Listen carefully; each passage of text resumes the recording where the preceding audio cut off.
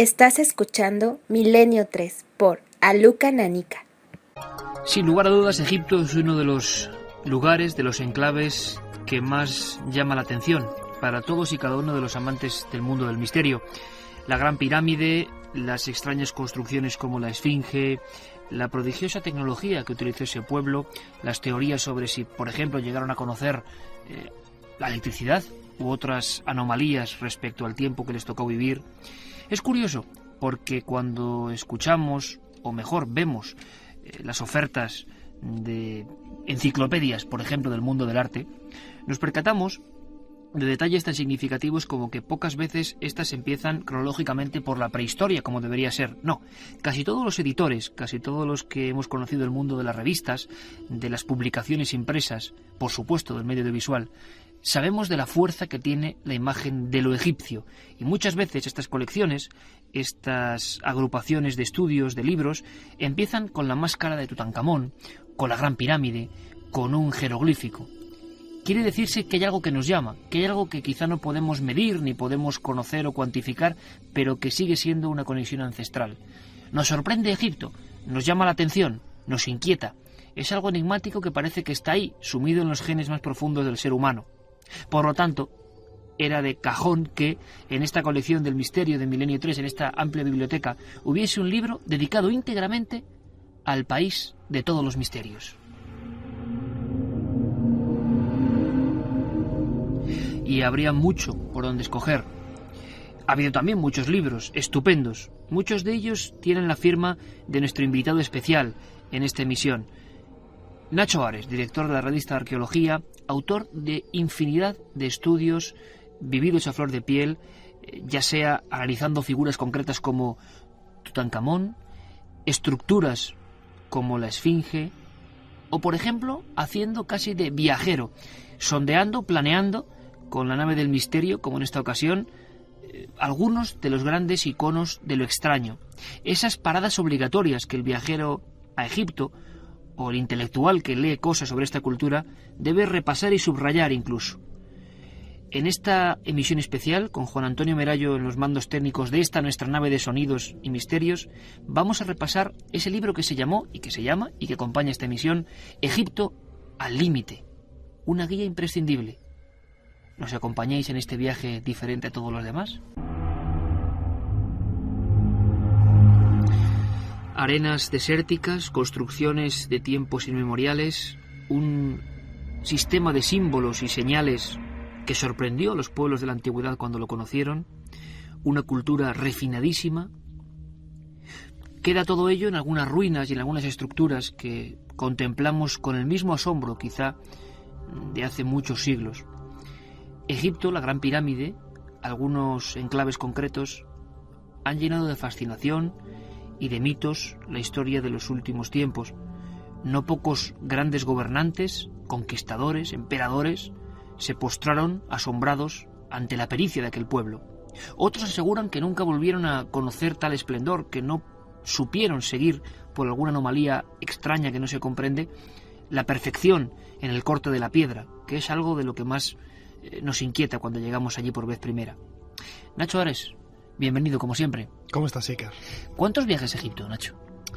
Pues bastantes, casi una treintena. Siempre digo que tengo que contar los visados en el pasaporte, pero siempre se me pasa, pero sí, ronda más o menos la treintena. A un hombre de tu talla intelectual, director de una de las revistas más importantes, señera sin duda alguna en lo que es la investigación del pasado, la revista de Arqueología, que hasta los no avezados en este territorio alguna vez hemos observado con pasión las fotografías, las imágenes, autor de casi una decena de libros, siempre bordeando el asunto de Egipto, pero siempre con una mirada que se escapa de los esoterismos baratos o de las teorías más arriesgadas. Nacho Ares siempre ha sido un compendio equilibrado que no va del dogmatismo de algunos que no ven ningún misterio ahí donde los hay, pero tampoco de otros que solo ven misterio donde hay cosas a veces muy concretas e igual de fascinantes. Nacho, ¿qué es lo que hace a un hombre como tú regresar un año otra vez? Porque muchos piensan que bueno, que ya está todo descubierto, que ya no hay ningún misterio por resolver. ¿Qué te llama a ti interiormente para volver al país de los faraones una y otra vez? Hombre, desde el punto de vista arqueológico, piensa Iker que solamente se conoce, más o menos se calcula el 20% de lo que debió de haber. Es decir, queda todavía un 80% por descubrir. Y de ese 20% que conocemos, la egiptología es una ciencia relativamente joven, apenas tiene 2 siglos de existencia, desde que Champollion descifró los jeroglíficos en 1822, pues hay muchísimo que reinterpretar. Es decir, la egiptología del siglo XIX en muchas ocasiones ha estado ligada a la tradición bíblica, pues toda esta historia que nos contaban en libros de hace décadas sobre la existencia de la esclavitud para la construcción de las grandes pirámides, etcétera, también vinculado de alguna forma al éxodo del pueblo de Israel.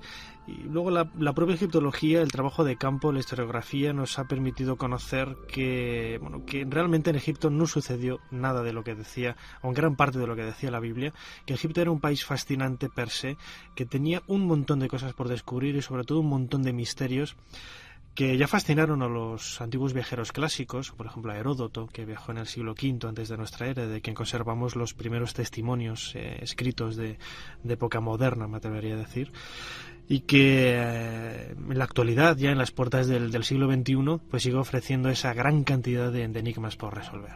La pregunta o la reflexión que hacía, Nacho, es que muchas veces las publicaciones, como la tuya, utilizan casi como icono, y lo hemos hecho todos los que hemos trabajado en revistas, sabemos que cuando pones una imagen de Egipto vende más. ¿Por qué? ¿Qué ocurre? ¿Qué llama la atención? ¿Qué hay ahí que no se puede medir y sin embargo que llega al lector y llega al oyente y llega al televidente? Hombre, Egipto es la cuna de nuestra civilización, yo siempre lo he dicho, ¿no? En Grecia y Roma es considerado en ocasiones como la fuente de la que nace la cultura occidental, pero esta misma cultura bebe de las fuentes egipcias, ¿no? Milenarias y mucho más antiguas.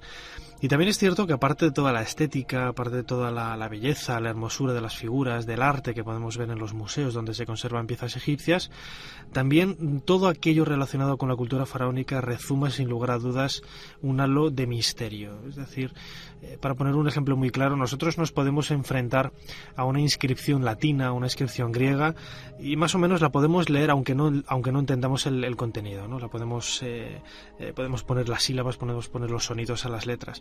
Sin embargo, un texto jeroglífico es totalmente tan extraño a nuestra cultura moderna que nos llama quizás por eso la atención. Es un contraste muy grande y que de alguna forma todo ese conjunto de, pues eso, la aventura romántica de los grandes arqueólogos en el siglo XIX y en el siglo XX, los misterios que rodean, a leyendas, tradiciones relacionadas con la maldición de los faraones, etcétera, pues convierten a la cultura egipcia en un todo que en la actualidad tiene miles y miles de seguidores en todos los terrenos del mundo intelectual, ya sean académicos, no académicos, amantes de la New Age, de la nueva era, etcétera, ¿no?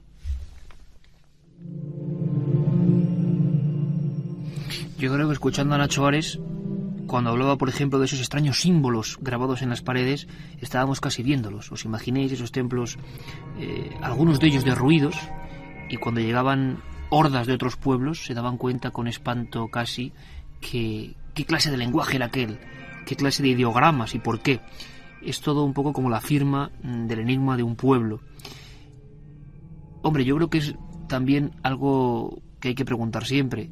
Ha recorrido cientos de veces las mismas arenas, los mismos lugares, siempre, como dices, hay cosas por descubrir, pero de elegir un sitio para empezar el viaje de este programa especial, ¿cuál elegirías? ¿Cuál es lo que más sorprende?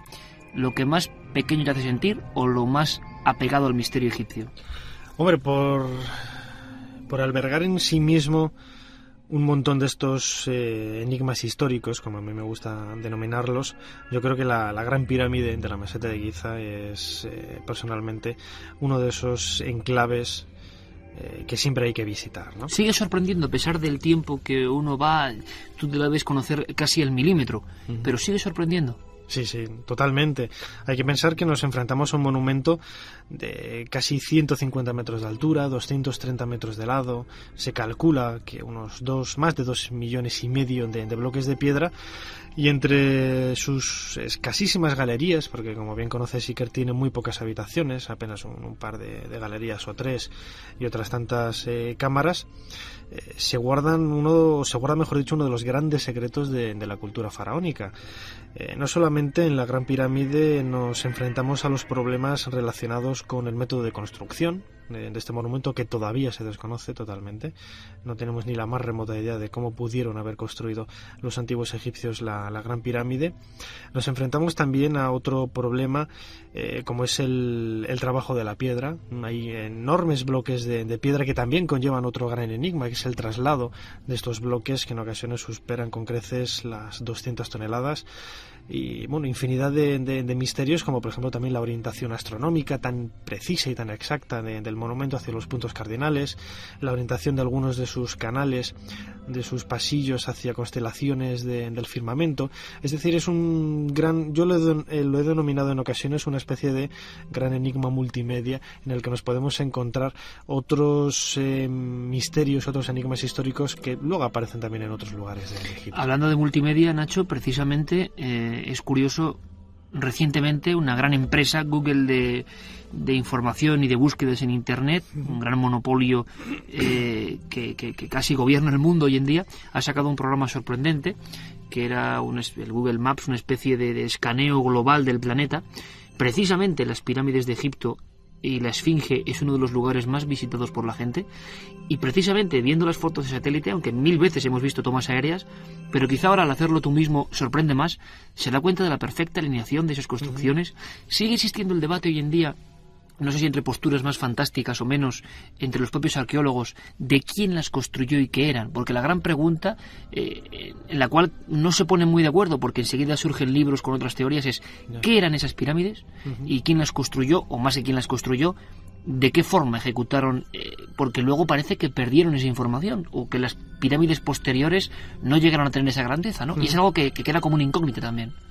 Hombre, aunque hay numerosas dudas alrededor de esto que me preguntas, sí que es cierto que podemos por lo menos plantar la base de ciertas teorías o ciertas suposiciones que con más o menos certeza podemos decir que fueron posibles, ¿no? Por ejemplo, desde mi punto de vista, yo creo que hay pruebas contundentes para demostrar que las pirámides fueron tumbas. Los propios egipcios nos hablan de tumbas cuando se refieren a las pirámides, que tuvieron un marcado carácter astronómico, por esto que te comentaba, en el caso de la meseta de Giza, relacionada con el cinturón de la constelación de Orión, una teoría que lanzó Robert Bauval a finales de los años 80, que en un principio fue incluida en todo ese tipo de creencias de la nueva era, pero que poco a poco, incluso muchos egiptólogos ya desde el comienzo de puesta en público de esta teoría la aceptaron, y hoy prácticamente todo el mundo reconoce que la meseta de Giza tiene un carácter muy marcado desde el punto de vista astronómico. Y luego la figura de Keops, que es quizás uno de los grandes interrogantes, si fue él o no este faraón de la cuarta dinastía, más o menos hacia el 2500 antes de nuestra era, el constructor de la Gran Pirámide. Pues hay que reconocer que no hay pruebas directas que nos indiquen que fue él el que mandó levantar la Gran Pirámide, pero sí que es cierto que hay innumerables pruebas indirectas que lo relacionan con la construcción de este monumento. Ahí entonces lo que tenemos que plantearnos es la duda, la posibilidad de que bien fuera Keops el constructor o el que mandara construir de principio a fin la Gran Pirámide, o él pudiera reutilizar un monumento más antiguo. Ahí habría también otra pregunta por resolver, y te traslado, Nacho, la de muchos oyentes de Milenio 3. Por cierto, que en este libro, que quizá ahora en este momento muchos tengan en las manos, van a ver fotografías, imágenes, algo que sorprende al simple viajero, como es mi caso, sin conocer, por supuesto, los enigmas arqueológicos a fondo, es que las generaciones posteriores, a pesar de que imagino contarían con faraones tan pretenciosos como sus antecesores, no lograron construir pirámides tan perfectas. ¿Qué explicación tiene esto, Nacho? ¿Por qué otras pirámides que vinieron después, supuestamente habría más tecnología, más medios, más hombres, se han convertido casi en montones de cascotes, y ahí siguen las de Giza absolutamente desafiantes en su perfección. ¿Por qué ocurre esto? Es como algunos han hecho el símil de que como si de repente ocurriese algo y nosotros no supiéramos levantar un edificio de 4 plantas o 5 plantas. Es cierto, ¿no? Las pirámides que se construyen en época posterior al Imperio Antiguo pues no tienen ni la sofisticación ni la perfección en el trazado de las aristas, la orientación, etcétera, y sobre todo en el método de construcción, que no son grandes piedras, grandes bloques de piedra, de caliza o granito, sino que en ocasiones son simples amontonamientos de ladrillos de adobe que han llegado hasta nosotros en un estado de conservación bastante precario, ¿no? Es quizás uno de los grandes interrogantes, ¿no? ¿Por qué cambiaron de sistema de enterramiento? Se ha planteado la posibilidad de que fuera por problemas económicos, es decir, construir una pirámide del tamaño de las que hay en la meseta de Giza acarrea una serie de problemas de organización de la sociedad y sobre todo desde el punto de vista económico muy grande, que quizás es lo que llevaron finalmente al colapso de uno de los periodos de esplendor de la historia de Egipto, que fue precisamente el Imperio Antiguo, en el que se construyen las grandes pirámides de la meseta de Giza. Quizás es muy difícil llegar a una respuesta clara con este enigma histórico, porque nosotros lo vemos con la perspectiva del tiempo, y en muchas ocasiones uno de los grandes defectos que tenemos a la hora de investigar todo lo relacionado con los enigmas y los misterios de la cultura faraónica es que lo vemos desde el punto de vista de un occidental del siglo XXI, y en ocasiones tenemos que meternos en la mentalidad y en la forma de ver las cosas, la idiosincrasia de cómo veían los egipcios todo aquel mundo que los rodeaba de hace casi 5.000 años, algo muy, muy difícil. Ahora yo os invito a un viaje en el tiempo, un viaje en el espacio, un viaje con el sonido, con los recuerdos también de algunos momentos históricos de Milenio 3 de nuestro programa, que por supuesto en muchas ocasiones y siempre contando con Nacho Ares, se ha acercado al misterio de este país maravilloso, fascinante, lleno todavía de preguntas por resolver. Hablando precisamente de esta estructura de la Gran Pirámide, de la que se ha hablado de todo tipo de cosas, algunas quizá exageradas, se ha hablado de las propiedades de la pirámide para conservar la vida, de las creencias, del culto a la muerte que evidentemente tiñe todo lo que tiene que ver con los egipcios y nos sobrecoge todavía viendo algunas tumbas del Valle de los Reyes, por ejemplo, ese viaje al otro mundo tenebroso. Pero hubo una noticia especial que seguimos todos con mucho interés. Hace 12 años, en 1993, casi accidentalmente, un ingeniero, Rudolf Gantenbrink, que se encontraba realizando ciertas operaciones de mantenimiento, de limpieza, de acondicionamiento de la instalación interna de la Gran Pirámide, logró meter por uno de los conductos ascendentes de esa construcción un pequeño robot llamado Upuaut que se encontró con una sorpresa mayúscula, por lo menos fue una noticia de alcance mundial.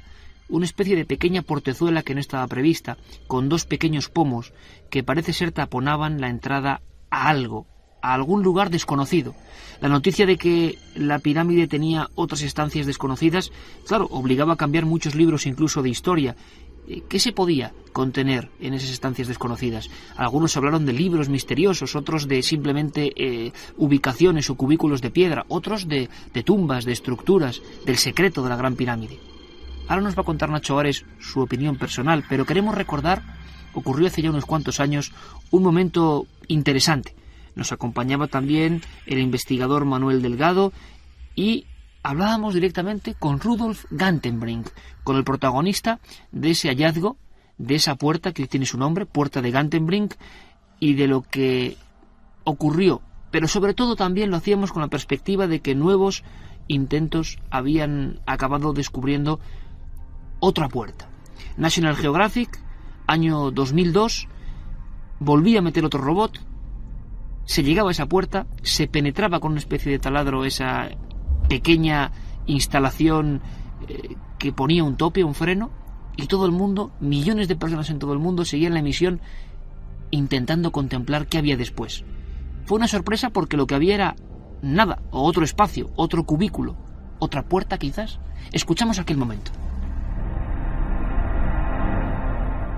Rudolf Gantenbrink, buenas noches. Buenas noches. ¿Cómo te encuentras? ¿Qué tal va todo? ¿Cómo ves todo esto que está pasando ahora mismo? ¿Qué opinas? Va muy bien, todo va muy bien.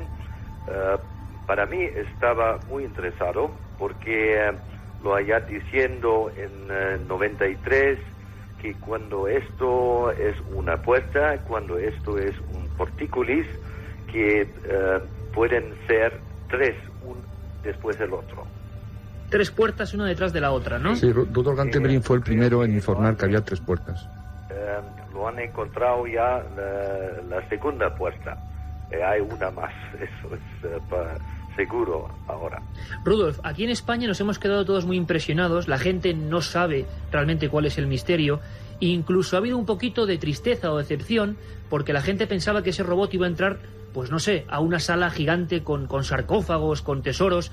Y lo que vimos, lo que las imágenes, que no lo hemos dicho todavía, de National Geographic nos mostró, es una oscuridad, una especie de cámara. Rudolf, por lo que tú sabes, ¿qué puede ser eso? ¿Qué se ha encontrado ahora mismo? ¿Qué puede haber detrás de esa tercera puerta? Bueno, eso es muy claro que es una segunda puerta. Lo ha visto ya las imágenes. Es un poco complicado porque es un objetivo que es no muy lejos de la puerta. Entonces lo vemos ya unas golpes de tratamiento, pero eso también lo ves en las imágenes míos muy cerca. Entonces estamos muy cerca, pero muy lejos lo vemos exactamente, es exactamente la misma puerta que lo ha encontrado en 93. Rudolf, tú y yo hemos especulado muchas veces sobre la posibilidad de lo que hubiera detrás de esas puertas. No lo ha especulado en este fase, pero ya después este descubrimiento, ahora lo puedo decir algo más, porque una cosa que es claro, que tenemos ahora dos puertas. Entonces, cuando hay dos puertas, tienen que ser tres puertas. Y tres puertas, portícolis, están siempre y solamente enfrente de una tumba. Teorías para todos los gustos. Una tumba, una estatua, lo que decíamos antes, documentos reales. Recientemente, la Universidad de Singapur, pues parece que va a efectuar otra inmersión en esta Gran Pirámide. Opinión personal, Nacho. ¿La Gran Pirámide nos guarda todavía algunos secretos que podrían dar al traste con todo lo que sabemos de ella, o no es para tanto? Hombre, tanto como eso quizás es exagerar un poco, ¿no? Pero sí que es cierto que hay cámaras que todavía siguen sin explorar y que es muy posible que den sorpresas, ¿no? Además, cámaras que se conocen ya desde la década de los 80, primero cuando unos franceses estuvieron ahí investigando con sondas electromagnéticas y japoneses también detectaron la presencia de vacíos en algunas zonas de la Gran Pirámide, como los japoneses, por ejemplo, descubrieron un pasillo paralelo al acceso a la Cámara de la Reina de unos 30 metros de profundidad. Franceses también, Guadioni y Dormin, descubrieron a la entrada de la Gran Pirámide restos de lo que ellos interpretaban como un acceso a una nueva habitación. Y la presencia de esta segunda puerta, que posiblemente dé acceso a otra tercera puerta, siguiendo un poco, como decía Gantenbrink, la estructura tradicional de las entradas a las tumbas en la Cuarta Dinastía, hacia el 2500 antes de nuestra era, pues no solamente puede servir para concretar cronológicamente la Gran Pirámide en la Cuarta Dinastía, es decir, no es un monumento tan antiguo, 10.000 años incluso se ha llegado a decir, se ha relacionado incluso con los atlantes, etcétera, sino que puede también dar sorpresas desde el punto de vista de la interpretación astronómica. Esto yo creo que sí que es lo más importante que se pueda extraer de estas investigaciones sobre a qué estrellas, a qué conjunto de estrellas del firmamento están orientadas estas nuevas habitaciones. Nacho Ares nos traía en uno de los programas de hace unos cuantos años, hablando de tecnología egipcia, algunas muestras, algunos documentos que dejaban a las claras la fascinación que este edificio no solo causó en, decíamos antes, gobernantes, conquistadores, expertos expertos, cronistas, historiadores, sino en el mundo moderno de lo que fue una revisión de la arqueología, la llamada astroarqueología. El culpable, un hostelero suizo, convertido en exitosísimo escritor, Erich von Däniken, en sus libros, desde el principio, ya desde el famoso Recuerdos del Futuro, hablaba de esa construcción como propia incluso de otras civilizaciones no humanas. Bueno, nos traía este documento que es interesante, emotivo desde el punto de vista de lo que es la pequeña gran historia de estos temas. Así los reportajes de Däniken hablaban de esa construcción de la pirámide de Giza, la Gran Pirámide. Dominando la meseta de Giza está la Gran Pirámide. ¿Quién construyó este increíble edificio? Los documentos históricos la atribuyen al poderoso faraón Khufu, también conocido como Keops, y a su ejército de 100.000 esclavos.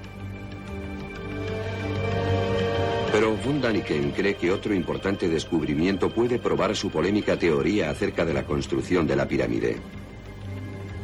Afirma que el verdadero constructor fue Enoch, el mismo de los escritos apocalípticos etíopes. Erich von Däniken sostiene que Enoch fue advertido por los dioses del cielo de que un gran diluvio destruiría la civilización. Enoch construyó la Gran Pirámide para proteger los antiguos textos de la crecida de las aguas. Proyectó cámaras secretas que se labraron en el interior de esta montaña de piedra. ¿Eran los dioses que predijeron la inundación realmente extraterrestres? La teoría de los extraterrestres también ha estado ahí. Antes, Nacho, comentabas, la cronología de la pirámide sigue ofreciendo algunas incógnitas. La Esfinge también, hay estudiosos que hablaban de que algunas marcas de, si no recuerdo mal, de subidas y bajadas de agua, la ubicaban en un tiempo muy lejano. ¿Hay posibilidades de que la Gran Pirámide o este conjunto de cosas que está en Giza sean anteriores a lo que se supone? Claro, con todo lo que ello conllevaría, ¿no? Hombre, yo creo que eso es un detalle claro, por lo menos desde el punto de vista de la Esfinge. Por cierto, ¿la Esfinge qué es?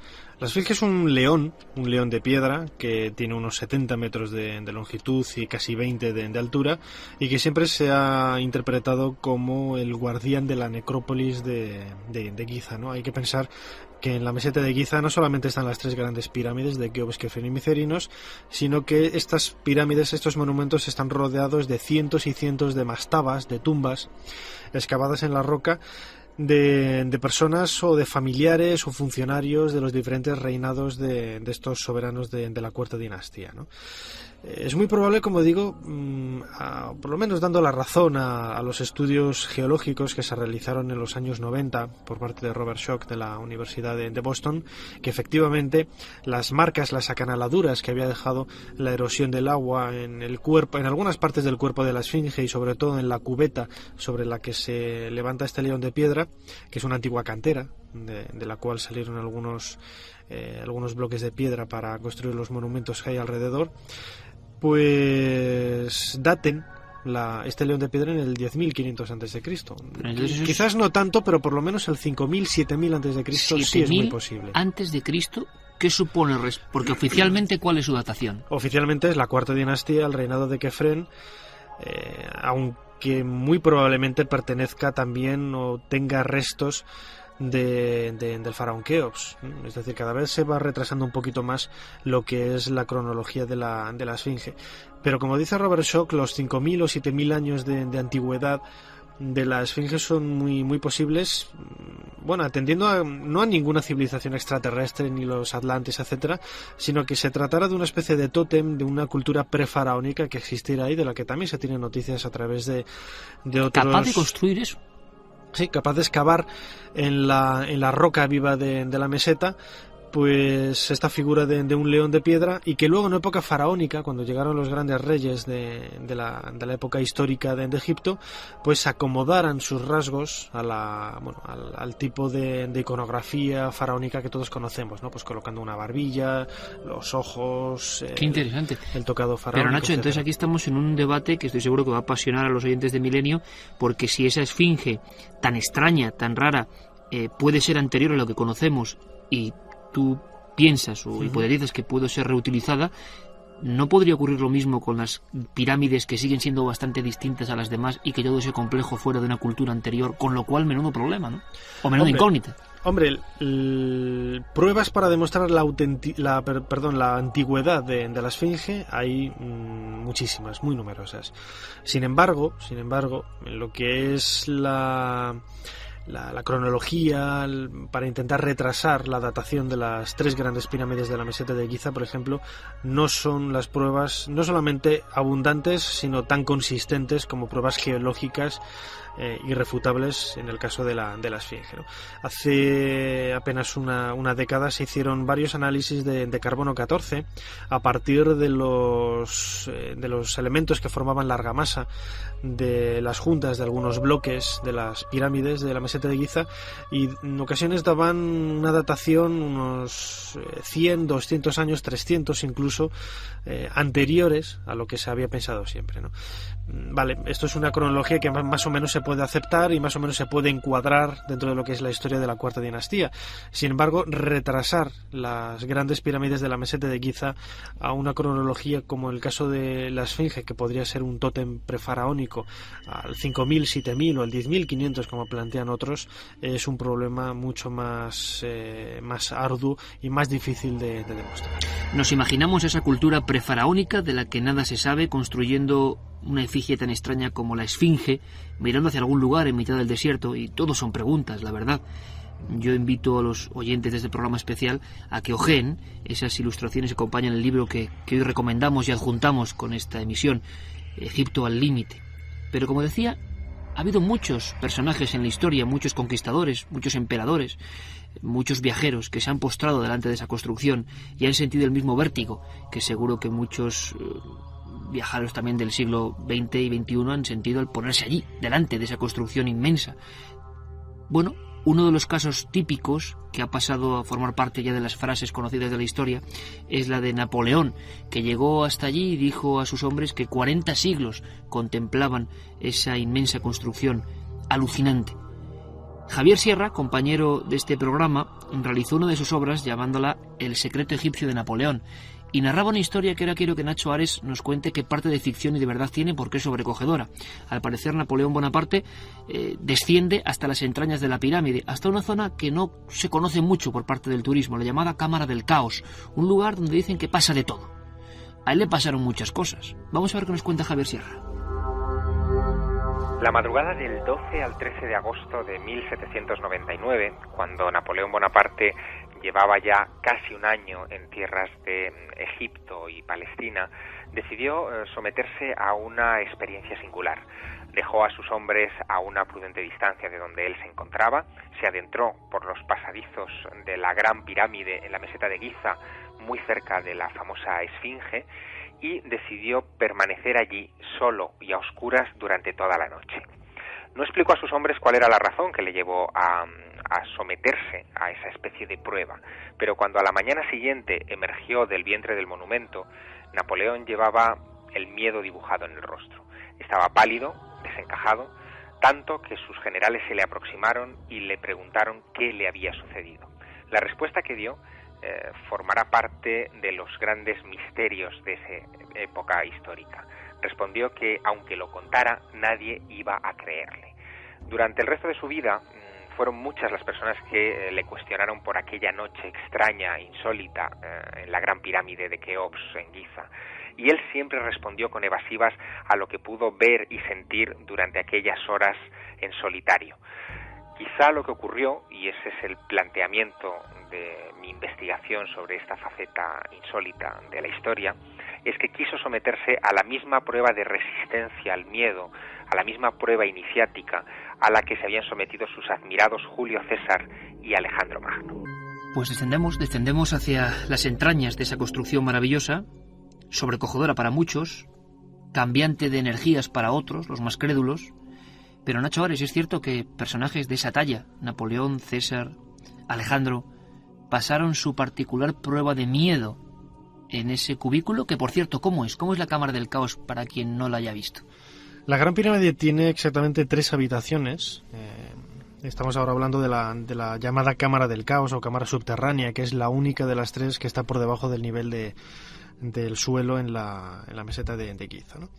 Es una cámara espaciosa y se llama cámara del caos o cámara inacabada porque las paredes y el suelo está totalmente, pues no está pulido, no está liso, tiene un aspecto que, bueno, pues que denota la falta del acabado.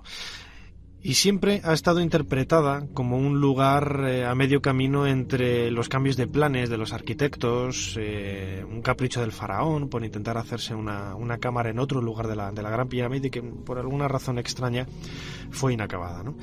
Lo que sucede es que a finales de los años 80 o a mediados de la década de los 80, Aidan Edwards, un excelente egiptólogo experto en pirámides, del Museo Británico de Londres, planteó una hipótesis de trabajo, desde mi punto de vista muy interesante, que intentaba dar un significado mágico a esta habitación en lo que era el conjunto de estancias de la Gran Pirámide, y él lo señalaba como una especie de recreación de ese caos primigenio a partir del cual surgía la vida en la mitología egipcia, y que esa habitación, que siempre se había dejado de lado en un segundo plano desde el punto de vista arquitectónico como una cámara inacabada que no tenía importancia, pues que tenía su paralelismo incluso en algunas menciones de los textos de las pirámides, dando de esta manera un renovado interés a las investigaciones que había sobre este lugar tan siniestro de la Gran Pirámide. No solo se habla de miedo en algunas cámaras como esa, Cámara del Caos, sino que también hay quien afirma que las pirámides, hubo toda una moda en los años 70 y muchos libros que publicaban que había que hacer su propia pirámide de cristal para poner, por ejemplo, alimentos, y que pasaban cosas prodigiosas. De todo eso se ha dejado de hablar por completo, y yo no sé si era, pues un mito, una mistificación, o realmente la forma piramidal, y eso lo sabían los antiguos egipcios, tenía ciertas facultades respecto a la materia viva, orgánica viva. ¿De esto qué se sabe, Nacho? Hombre, más que las pirámides en general, la forma simétrica de la Gran Pirámide, es decir, si nosotros construimos una pirámide a escala de la Gran Pirámide, además, invito, estas pequeñas pirámides que son simplemente 4 aristas de metal que venden en las tiendas de esoterismo, están construidas a escala de la Gran Pirámide. Pues si nosotros la orientamos perfectamente de norte a sur y colocamos a 1/3 de la altura un objeto orgánico como puede ser un gajo de naranja, un trocito de carne, dejamos pasar el tiempo y vamos a comprobar, y esto es una cosa que yo he podido comprobar en persona, que el gajo de naranja no se pudre. Historiador, director de la revista Arqueología, persona de talante absolutamente científico, historiográfico, de que esto pasa.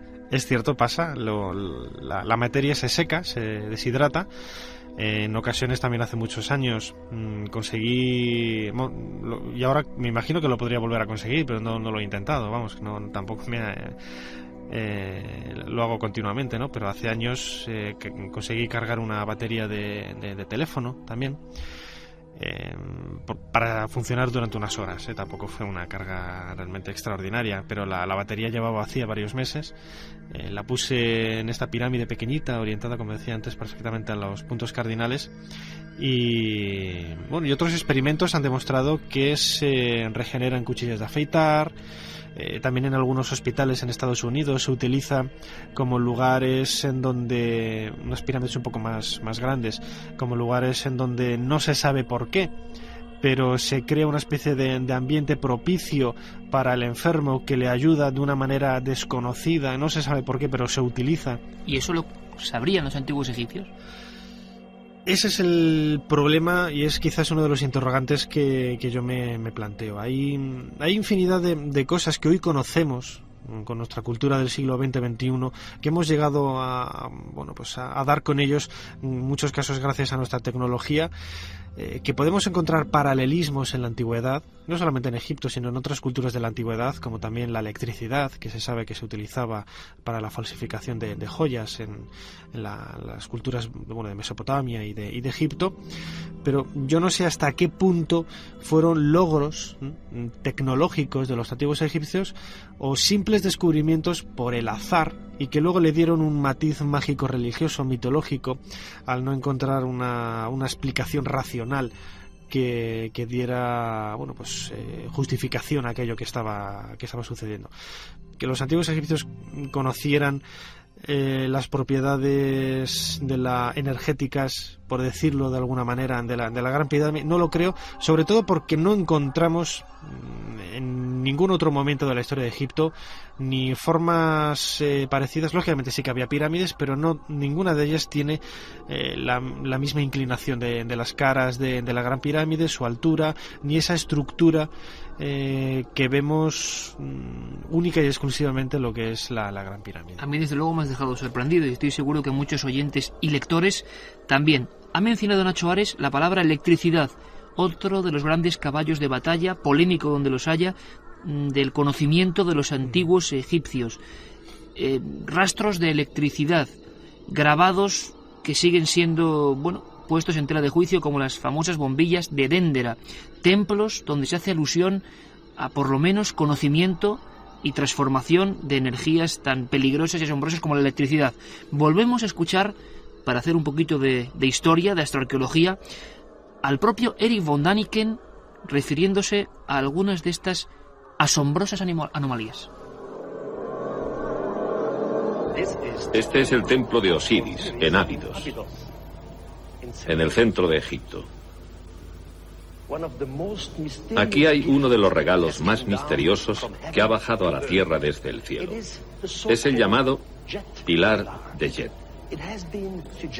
Se ha sugerido que podía ser un símbolo de fertilidad o quizá de la eternidad, pero también un símbolo de fuerza. ¿Qué fuerza? ¿Se referirían quizá a la electricidad?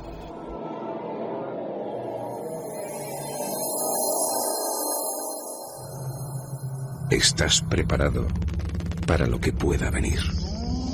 Milenio 3, con Iker Jiménez y todo su equipo. Electricidad, ni más ni menos, en palabras de un hombre tan polémico, tan desafiante, tan criticado y tan vendedor como el suizo Erich von Däniken. Fue una gran escandalera la que se montó con este asunto. Electricidad grabada de alguna manera en antiguos jeroglíficos, en los subterráneos de ciertos templos, y también, Nacho, el misterio de la luz egipcia, es decir, cómo se construía y cómo se hacían ciertas cosas bajo tierra, en galerías. Se ha hablado de sistemas de espejos. Esta gente pudo llegar a conocer algo. Parece que otras culturas de tiempos remotos, como la famosa pila de Bagdad, eran capaces de hacer este tipo de artefactos, pero ¿realmente esto se ha quedado eso en el camino, en la leyenda, en la exageración? ¿O crees tú personalmente que pudo haber este tipo de energía destinada a una función real?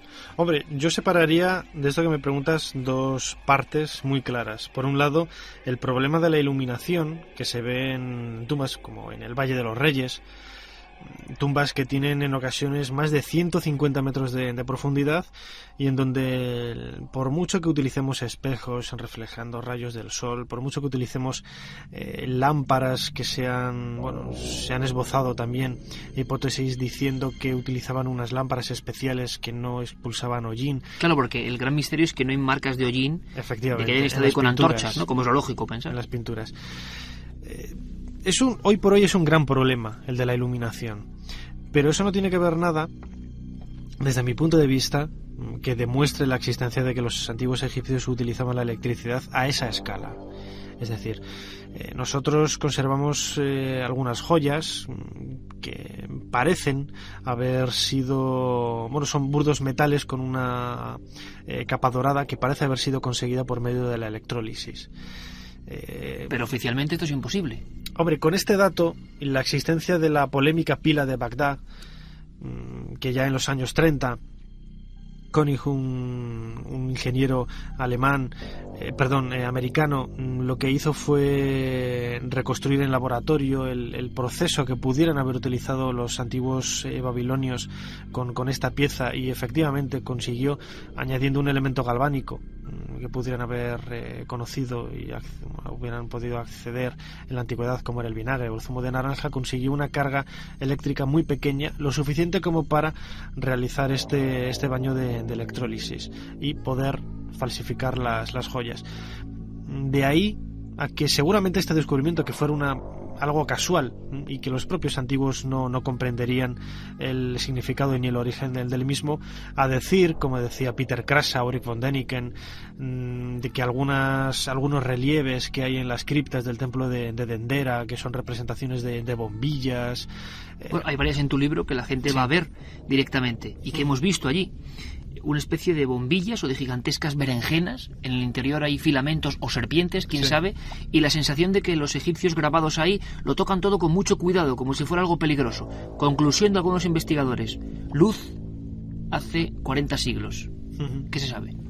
Hombre, desde mi punto de vista eso no son bombillas, son simples estelas de unos rituales relacionados con Osiris, con representaciones del Alto y del Bajo Egipto. Hay que pensar que es la escritura que se utiliza en esta época, por lo menos en las criptas donde ha aparecido, es jeroglífico tolemaico, que es mucho más moderno del jeroglífico clásico que se utilizaba convencionalmente en los templos, y algunos ideogramas, algunos jeroglíficos, algunos dibujitos son exclusivos de esta época tolemaica, ¿no? Como es el caso, por ejemplo, del famoso dibujo de la berenjena con la serpiente dentro, que Peter Krasa identifica con una bombilla. Yo creo que desde mi punto de vista esto lo dejaría en el terreno de la fantasía y me quedaría sí con cierto halo de misterio en todo aquello relacionado de una manera mucho más clara, mucho más tangible, con la pila de Bagdad, las falsificaciones de joyas por electrólisis, etcétera. Egipto tendría 1000 destinos, muchos de ellos muy poco conocidos, que no salen en las guías turísticas, y este libro de Egipto al límite es una buena forma de darnos cuenta de que, como decía antes Nacho Ares, un gran porcentaje de misterios, de cosas por descifrar, por resolver, siguen ahí enterradas en la arena. A mí me gustaría que con los pocos minutos que nos quedan, Nacho, tú nos indicarías seguramente al futurible viajero a Egipto, que es un país que, a pesar de las trágicas noticias que hemos tenido, pues merece la pena siempre una visita, un encuentro con la historia, pues esos puntos quizá no tan conocidos, pero que tú nunca dejarías de poner en tu propia agenda de viaje, porque merecen la pena realmente, para el viajero del misterio. Claro. Yo creo que el Valle de los Reyes, con las pinturas que ahora acabamos de mencionar, de algunas de las tumbas, por ejemplo de Ramsés V, Ramsés VI, tenebrosas pinturas, ¿no? Las de Ramsés IX, accedemos a un mundo totalmente de ultratumba, una descripción fidedigna, muy clara de lo que ellos veían como el más allá. Realmente es una manera muy directa de entrar en la cabeza de un egipcio de época faraónica e intentar ver cómo ellos descifraban, cómo ellos entendían lo que era ese paso al más allá. Algunos dan auténtico miedo, ¿verdad, Nacho? Efectivamente, ahí nos podemos encontrar con figuras de decapitados, personajes que solamente es una cabeza y dos piernas, seres muy, muy curiosos que para ellos eran habitantes de ese más allá, de ese inframundo, demonios de todo tipo. Muchos de ellos parece que están sacados de cuadros del Bosco, o incluso habría que decir que el Bosco los sacaba de estos cuadros de estas pinturas del Valle de los Reyes, y yo creo que es uno de los lugares, no solamente por todo aquello relacionado con el descubrimiento de la tumba de Tutankamón, este impresionante descubrimiento arqueológico del año 1922, sino que el Valle de los Reyes tiene todavía ese encanto, esa magia de por qué alejar todas las tumbas en una necrópolis totalmente perdida en el centro del desierto, en un marco realmente incomparable. Egipto sigue siendo un lugar que guarda muchas sorpresas.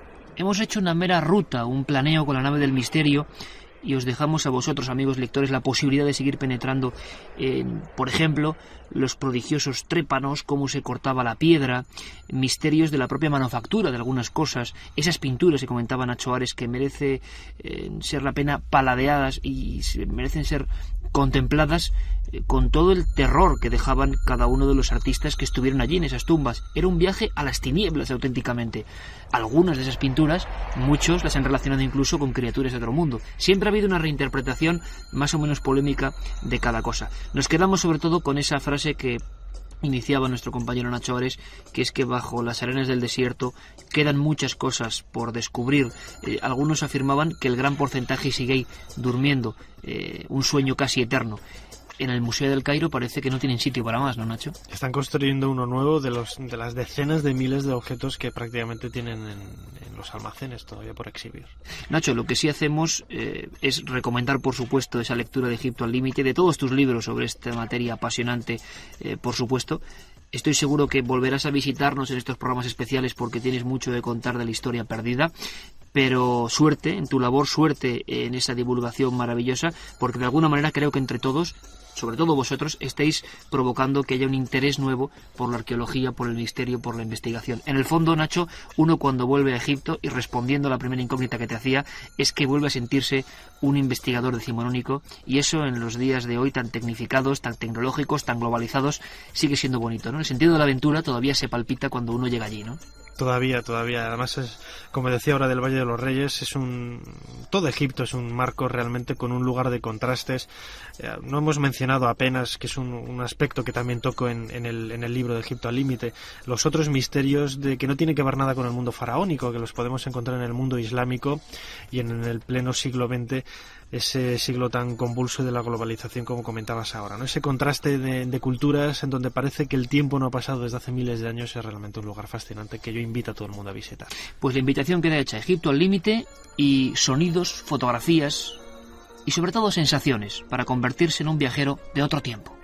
Pues este libro es muy especial, sinceramente. Yo recuerdo perfectamente cuando lo debatíamos y lo pergeñábamos con Nacho Ares, porque él siempre había estado volcado con el asunto de Egipto, y era la primera vez que, se lanzaba la aventura de publicar sobre un tema que no tenga nada que ver con esa época de los faraones maravillosa y llena de misterios. El libro se llamó, y lo estáis imagino ojeando ya, La historia perdida, enigmas que el tiempo y los hombres ocultaron.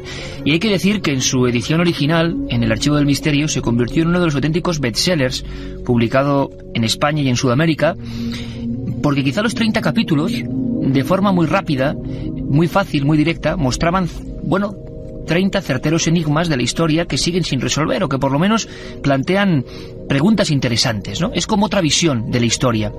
Claro, eso con el aval de que la persona que lo ha realizado es director de la prestigiosa revista de arqueología, y que también creo yo que ayudó el hecho de que con el mismo nombre, La historia perdida, hubo una sección muy interesante hace ya años en la revista Enigmas, y también una sección hermana en Milenio 3, una sección en la cual con la voz de Nacho Ares intentábamos arrojar luz sobre cosas apasionantes de la historia. Nacho, ¿cómo te convencí para hacer? ¿Qué ocurrió para hacer esto que no fuera Egipto? Es tu primer libro que no es de Egipto, ¿no? Efectivamente. ¿Cómo estás, Iker? ¿Qué tal, Nacho? Es un libro al que a mí me apetecía muchísimo hacer, y que ya incluso cuando escribía la sección en la revista de Enigmas, yo sabría que tarde o temprano acabaría recopilando y actualizando todos esos grandes enigmas históricos que a mí siempre me han apasionado. Es cierto que, como bien decías ahora, el 90% de mi tiempo lo dedico al estudio e investigación de la egiptología y de los enigmas históricos relacionados con la cultura faraónica.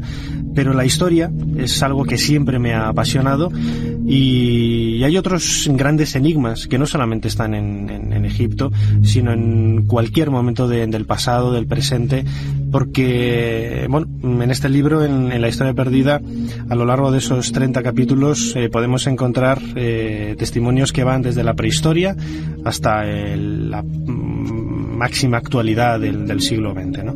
Son hechos que a mí siempre me habían llamado la atención. Muchos de ellos estaban sin publicar, los había investigado, los tenía en carpetas de trabajo en casa, y me decidí a recopilarlos un poco y darlos a conocer. Pues si te parece, Nacho, en esta aventura de este disco que acompaña el libro La historia perdida, en esta edición de la Biblioteca del Misterio, vamos a ir casi salteando un montón de misterios de diferentes épocas, de diferentes personajes de diferentes lugares, que creo que son muy interesantes, y no lo hacemos en orden de prioridad ni porque sean más importantes, sino casi vamos a hacer un pequeño viaje en el que, por supuesto, todos estáis invitados.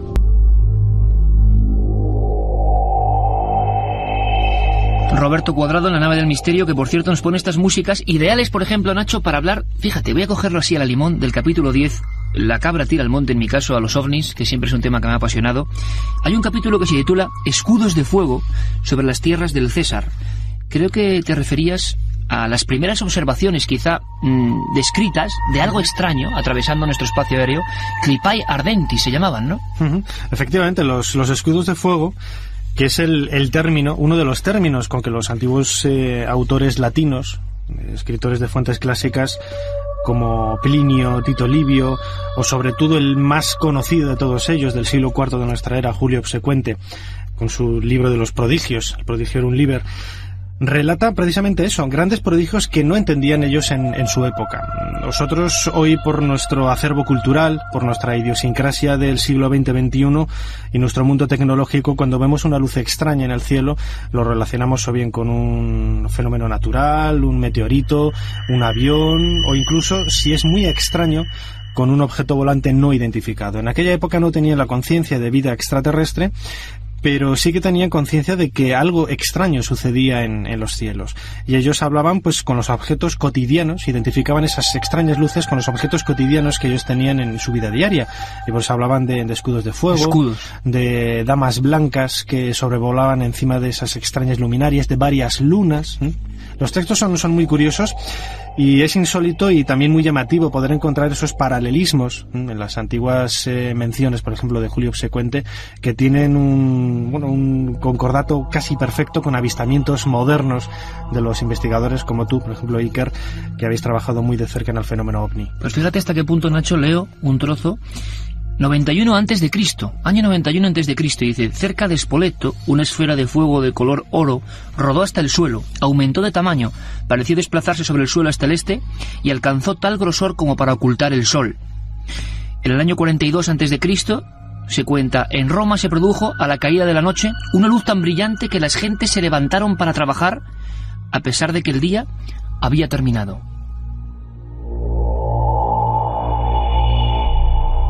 Sería el ejemplo vivo de lo que es la historia perdida. Cosas que se ocultaron o no son muy conocidas. Es decir, los romanos estaban siendo cronistas de unos hechos que siempre se han producido. Tú vas avanzando en la historia, incluso reproduces en algunas páginas de la historia perdida, este libro apasionante, sinceramente. Hay una que es, la tienes ahí mismo, Nacho, que es impresionante. Los supuestos objetos fuera del tiempo, los objetos volantes no identificados, están desde siempre, desde las primeras culturas de la humanidad. Pero incluso grandes maestros renacentistas como Filippo Lippi llegaron a reproducirlo con tal nitidez que uno, cuando vea las imágenes que tienes tú ahora ahí entre las manos, yo creo que dice, caramba, ¿esto qué demonios es? Parece una especie de disco volante, dos platos soperos uno encima del otro, la típica forma, la Virgen y el niño, la Madonna de San Giovannino, y de repente una especie de testigos que están mirando al cielo. O sea, no es algo que al pintor se le escapó, sino que está mirándolo fijamente porque eso estaba ahí físicamente, ¿no? Es muy llamativo, y además esto es quizás uno de esos objetos, como la terminología inglesa denomina OPART, ¿no? Out of Place Artifacts, que aluden precisamente a sucesos extraños, a fenómenos insólitos extraños que están fuera de lugar. Es decir, no tiene mucho sentido si nosotros metemos en el mundo de la pintura del siglo XVI a este cuadro, ¿no? Quizás hoy, si estuviéramos hablando de una copia moderna, de una interpretación moderna de este cuadro, quizás podríamos vincularlo, como decía antes, al fenómeno OVNI.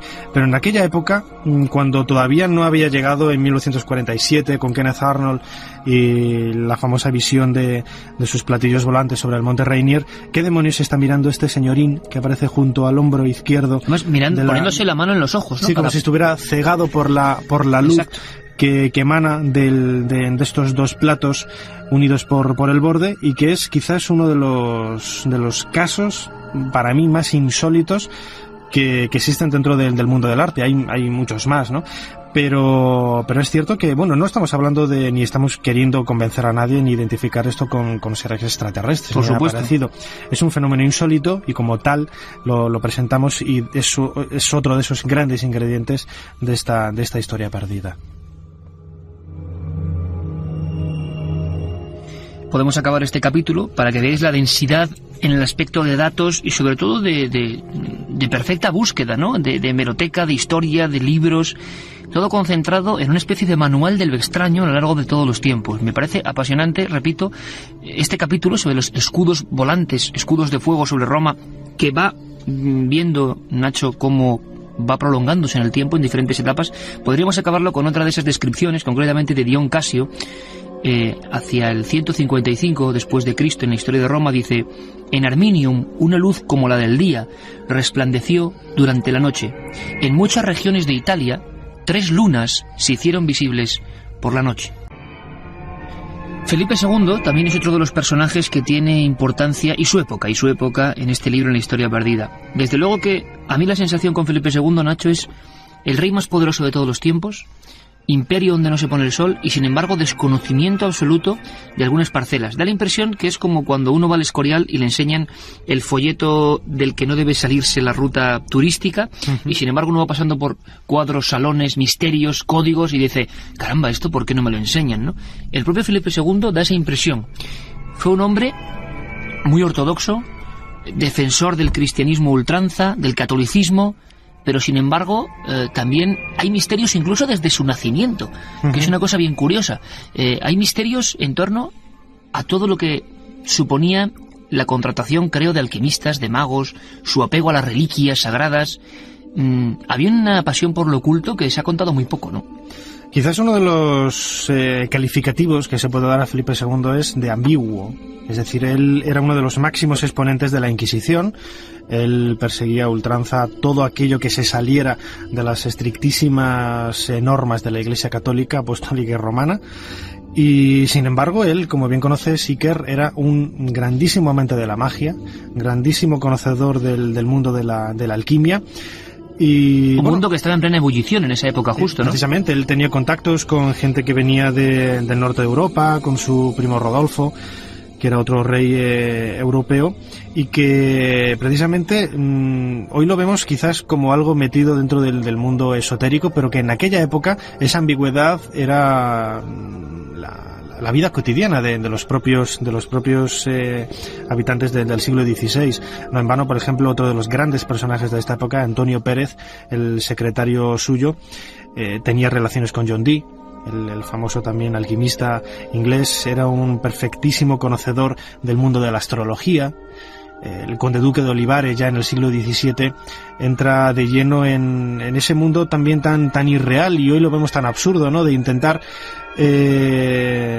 justificar los actos políticos, las decisiones políticas, mejor dicho, que se tomen en uno u otro sentido, dependiendo de lo que le diga un adivino.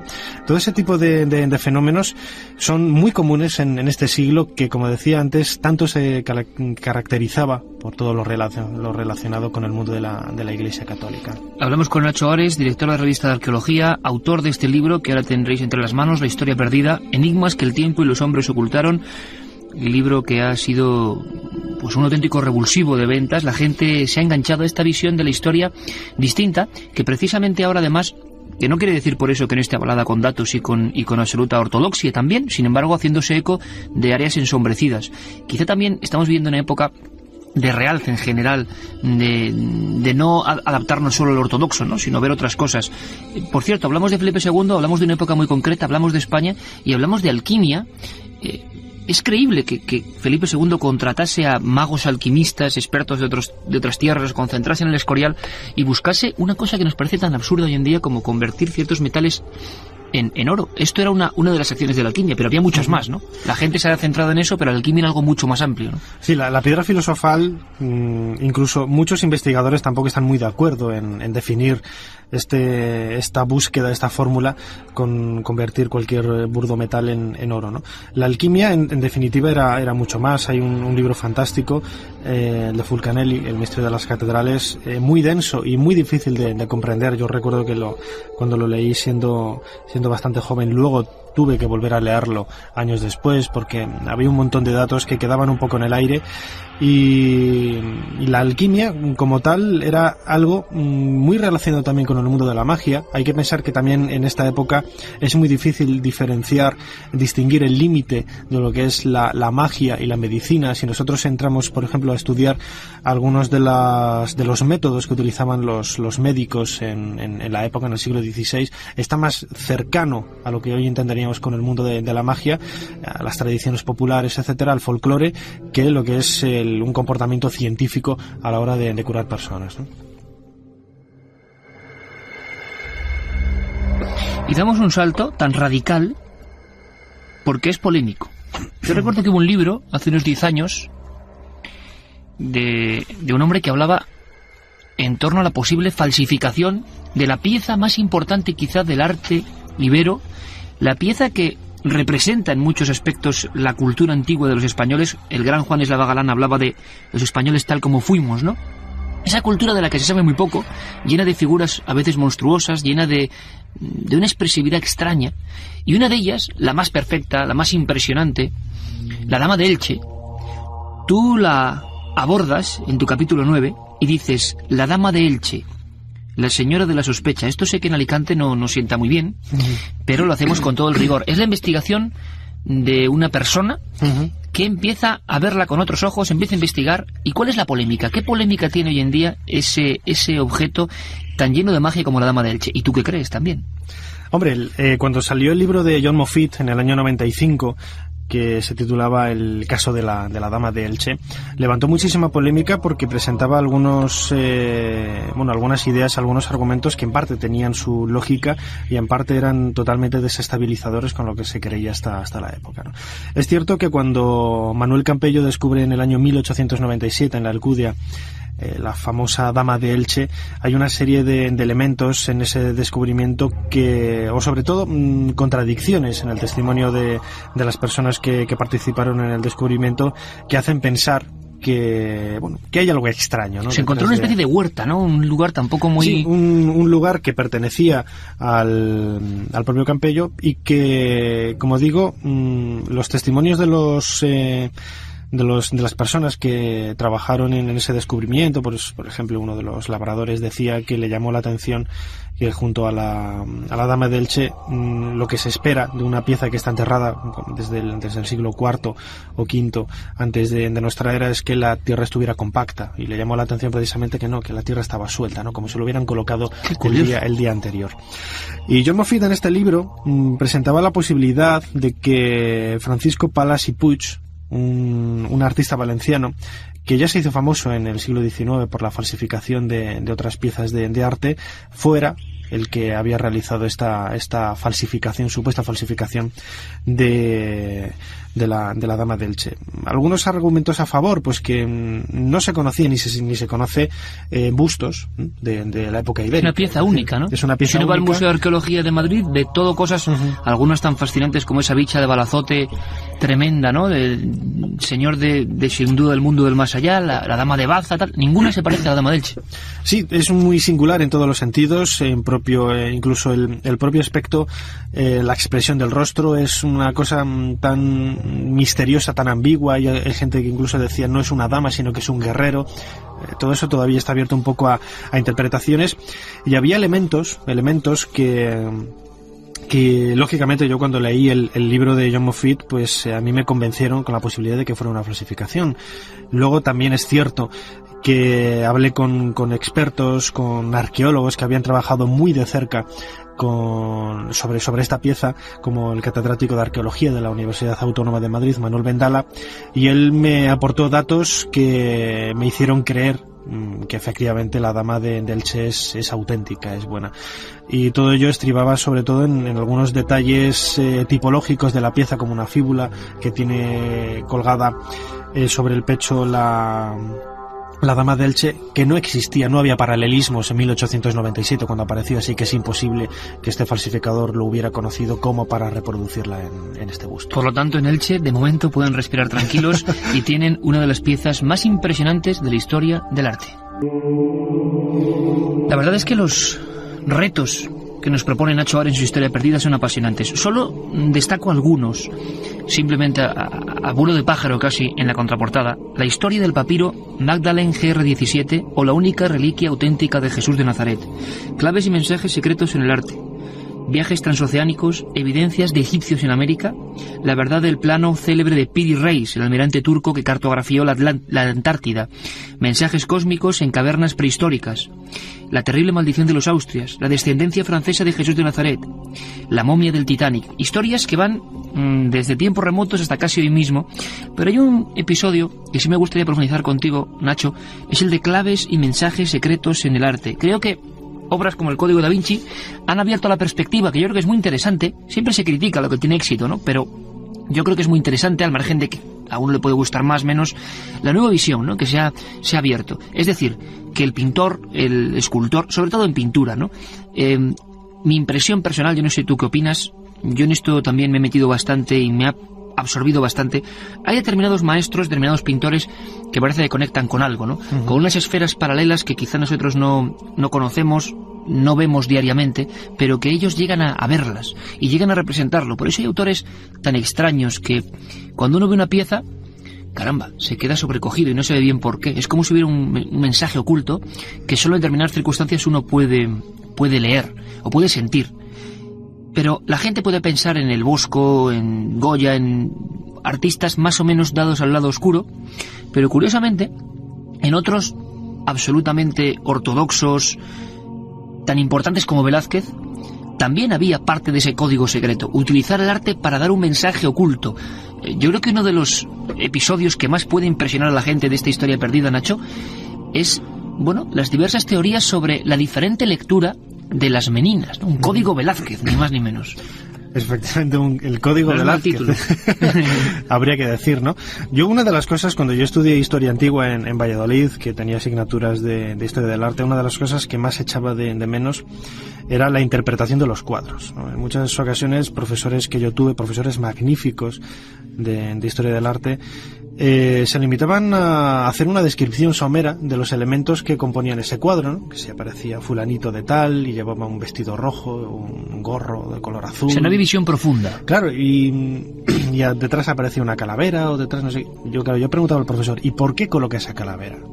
Hoy lo vemos quizás un poco sumido en el mundo de lo extraño, de lo insólito, de lo esotérico. Le colocamos esa etiqueta un poco despectiva de esoterismo, etcétera, pero en aquella época, en el siglo XVI, en el siglo XV, XIV, XIII, en la época incluso barroca, el arte era un medio de comunicación que utilizaban los artistas para transmitir ideas, para transmitir sentimientos. Era un diálogo directo entre el artista y la persona que veía ese cuadro o que sabía interpretar los elementos de ese cuadro. Y era un medio de comunicación tan natural y normal como puede ser hoy la radio o los periódicos o la prensa diaria, ¿no? Y esto es, por ejemplo, uno de los elementos más llamativos del cuadro de las Meninas, de Velázquez, que hoy se encuentra en el Museo del Prado, que es la familia real de Felipe IV, y que muy poca gente sabe que dentro de la interpretación de los personajes que ahí aparecen en el cuadro, pues no solamente está la constelación de Corona Borealis, sino también el signo de Capricornio. Esto explícalo, Nacho, porque yo creo que la gente, que dentro de las Meninas, uno de los cuadros, si no el más célebre, el que más arremolina gente en cualquier museo, en el Prado en este caso, pero de toda España imagino que es el cuadro más visitado por todos los grupos, hay un mensaje que tiene que ver con las estrellas. Sí, en 1656, cuando Velázquez pintó este cuadro, ya se sabía que era un gran enamorado de todo aquello relacionado con la astronomía. Él murió en 1660 y en la torre en donde él vivía, en el antiguo Alcázar de Madrid, pues aparecieron numerosos libros de matemáticas, de astronomía, aparecieron telescopios. Era un personaje con muchísimas inquietudes al mundo de las ciencias. Pues bien, hubo una serie de investigadores en el último tercio del siglo XX que aportaron una serie de ideas bastante insólitas dentro de lo que es la interpretación de las Meninas, ¿no? Por ejemplo, el francés Jacques Lassagne fue el primero en llamar la atención de que si se une el pecho de las figuras principales que hay en el cuadro de las Meninas, se forma el dibujo de la constelación de Corona Borealis, y que curiosamente la estrella más brillante de todas ellas es la estrella Margarita, curiosamente el nombre de la hija de Felipe IV, la infanta, sobre la cual gira toda la escena del cuadro. El arte visto con otros ojos. No solo hay códigos ocultos en Leonardo da Vinci, en La Última Cena, en cuadros más o menos célebres, sino que artistas españoles tan célebres como Diego Velázquez, el sevillano de mano prodigiosa, también parece que hay cosas muy interesantes que se ven ahora muchos siglos después, porque parece que han sido oscurecidas o apartadas. Hay más códigos, hay más cosas, hay más historias apasionantes dentro solamente de ese cuadro estamos hablando. Sí, Ángel del Campo francés, un ingeniero y estudioso de la pintura de Velázquez, en concreto de este cuadro de las Meninas, completó y dio un paso más allá a la interpretación astrológica de Corona Borealis que había hecho el francés Lassagne, ¿no? Y él interpretó que uniendo las cabezas de todos los personajes del cuadro, incluyendo el mastín, que se llamaba León, que aparece junto a los dos bufones, bueno, las dos enanas que hay a la derecha del cuadro, se construye la constelación de Capricornio. Y esto no es una cuestión baladí, sino que el eje, el círculo, mejor dicho, de la constelación lo que hace es rodear la figura del centro, el espejo en el que aparecen los reyes Felipe IV y Mariana de Austria. Mariana de Austria había nacido en diciembre. Ella pertenecía al signo zodiacal de Capricornio, y curiosamente también haciendo un estudio de la ubicación en donde se encontraba antiguamente la habitación que aparece representada y pintada en el cuadro de Velázquez en el antiguo Alcázar de los Austrias, se ha podido saber que por esas maravillas de la tecnología y de la informática, muy posiblemente el cuadro fue esbozado un 23 de diciembre de 1656. Por eso digo, acordándolo un poco con el tipo de luz que tiene la sala, precisamente el cumpleaños de Mariana de Austria. Esto nos haría pensar que no solamente es un homenaje a su hija Margarita, que está en el centro del cuadro, sino también un emblema protector de los propios reyes Felipe IV y Mariana de Austria. Sin duda alguna, yo creo que digno de la reflexión, la sorpresa y por lo menos de observar estas otras historias que están ahí siempre presentes. Sin duda, Nacho no podía, a pesar de que este libro va mucho más allá de Egipto, no podía abandonar sus queridas momias, figuras llenas de misterio, por cierto, algunas tan célebres por las maldiciones, casi más que por las riquezas o la información, los códigos que podían darnos. Hay una pregunta, Nacho, que hace mucha gente a raíz de que hace ya un par de años emitiese en Milenio 3 en plena madrugada una de tus crónicas habladas sobre la momia del Titanic. Todo lo que es el Titanic, claro, representa un misterio, una fatalidad, la impresión tremenda cuando hace apenas 20 años se descubre en el fondo marino. Bueno, pues sigue habiendo cosas no tan conocidas y que también tienen que ver con la maldición, ¿no? Parece que ese viaje, desde luego, estaba maldito por libros anteriores, libros que habían descrito, parece, la misma aventura del Titanic. Parece que muchos pasajeros a última hora, y más que en la media de lo que es normal, devolvieron sus billetes, sus pasajes. Hubo gente que dentro del barco decidió abandonar directamente porque sintieron algo. Bueno, imagino que leyenda. Lo que no es leyenda es objetos extraños que iban cargados en ese barco, ¿no? Sí, una de las leyendas que justificaba el desastre del Titanic en 1912 era la presencia de una momia egipcia. Y esto es una especie de leyenda que yo cuento en el penúltimo capítulo del libro, que tiene su parte de verdad, tiene su parte de verdad, por lo que voy a decir. Estaba previsto que en el Titanic fuera trasladada hasta Nueva York la tapa de un ataúd, la tapa de un ataúd egipcio, que hoy todavía se puede ver en el Museo Británico, que tiene la referencia 22.542 y que está en exhibición.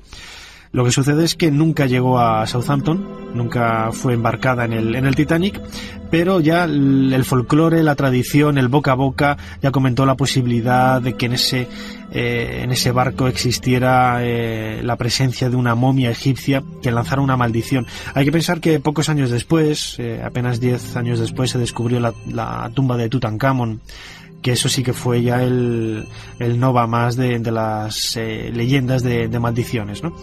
Bueno, leyendas en parte sí, en parte no, porque hubo personas que efectivamente murieron.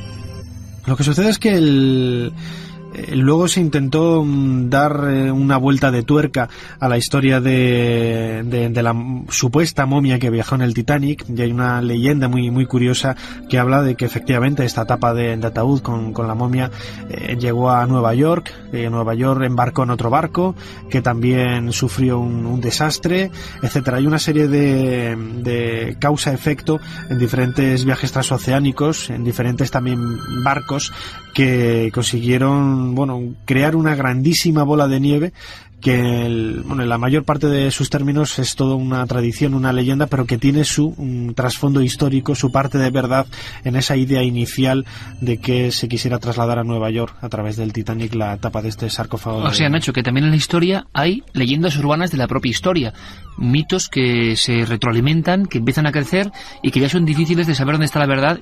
Pero ¿por qué las momias? Hay varios capítulos sobre momias de diferentes culturas aquí en la Historia Perdida, pero ¿por qué las momias tienen ese componente un poco oscuro, extraño? ¿Por qué generan esa fascinación? ¿Por qué siempre se la relaciona con historias de maldiciones? ¿Por qué esos mensajes de no profanar el sueño de los muertos se han convertido en un icono del terror? La película La momia representa un poco eso, ¿no? Es un ser medio híbrido, tampoco se sabe, es con menos facciones que ningún otro, desde luego, pero genera un temor muy especial, muy espectral. Esto siempre ha sido así, ¿no? Y de todas las culturas, no solo la egipcia, ¿no? Las momias han tenido también... El último caso que tenemos, aunque sea hilando muy fino, es el de Otzi, ¿no? Que recientemente ha vuelto a fallecer otro de los científicos, creo que van 7, que examinaban la famosa momia del hombre de las nieves. Siempre ha habido esa visión un poco como que son cosas del otro lado, ¿no? Todavía, incluso en los más científicos. Quizás uno de los elementos que hace que la gente se vea atraída por las momias es que de alguna u otra forma nos vemos identificados con ellas, ¿no? Nosotros podemos ver un edificio de 4.000, 5.000 años de antigüedad y decir, mira, pues más o menos es hermoso, más o menos tiene esta estética u otra, pero ver una momia, en el fondo lo que estamos haciendo es ver a una persona, a un ser vivo que ya no está vivo, que ahora está en una condición física totalmente diferente a lo que había sido en vida, pero que de alguna manera podemos intuir los rasgos, ¿no? Podemos intuir el tipo de vida que tuvo hace miles de años. Es quizás uno de los elementos que más llama la atención a la gente cuando se acerca a ver las momias. Incluso por ejemplo en el Museo del Cairo, comentaba hace unos meses con una amiga que trabaja en el departamento de momias, yo le llamaba la atención sobre el hecho de que en ocasiones algunos investigadores han comentado que los egipcios, por la cultura musulmana, por la religión islámica, son un poco reacios a trabajar con momias, ¿no? Y que la sala de las momias del Museo del Cairo no es visitada por egipcios. Y es algo totalmente... Caramba, qué curioso, ¿no? No, pero es algo totalmente falso, porque vas allí al museo y los visitantes egipcios son en igual o mayor número incluso que los extranjeros, ¿no? Y precisamente por eso, porque no son personas de ahora, o sea, no son ni nuestros abuelos ni nuestros bisabuelos, sino personas que murieron hace miles de años, ¿no? Y hay un vínculo, porque no dejan de ser egipcios, pero hay un corte y un salto en el tiempo muy grande, que a pesar de que los tratamos como seres humanos, los entendemos como tales, no nos vemos tampoco vinculados a ellos desde nuestro punto de vista del vecindario, etc. Yo recuerdo, Nacho, una noticia hace un par de años en el Museo de Turín, maravilloso museo con muchos tesoros egipcios. Se provocó también una especie de psicosis porque mucha gente enfermó, no se le ocurrían muchas enfermedades en la misma habitación, gente que le pasaban cosas extrañas en la sala de las momias. A ti personalmente, que has visto muchas momias, ¿hay alguna que te haya impresionado especialmente en este aspecto oscuro, en este aspecto de lo extraño? Hablábamos antes del arte y de cómo cada uno tiene un termómetro interno que le hace, embelesarse más o menos o impresionarse más con una pieza que con otra. ¿En el aspecto de las momias? Hombre, yo conservo un recuerdo sorprendente, tampoco desagradable. En uno de mis viajes a Egipto, en la necrópolis de Saqqara, tuve la oportunidad de bajar a una tumba que acababa de ser descubierta, no tenía instalación eléctrica ni nada parecido.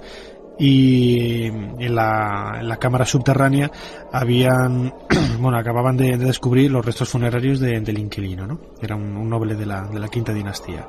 Y ahí estaba se conservaba la momia. Y me dieron la posibilidad de bajar, pero de bajar yo solo. Entonces, yo conocía por fotografías lo que me iba a encontrar. Era una momia que estaba bastante bien conservada.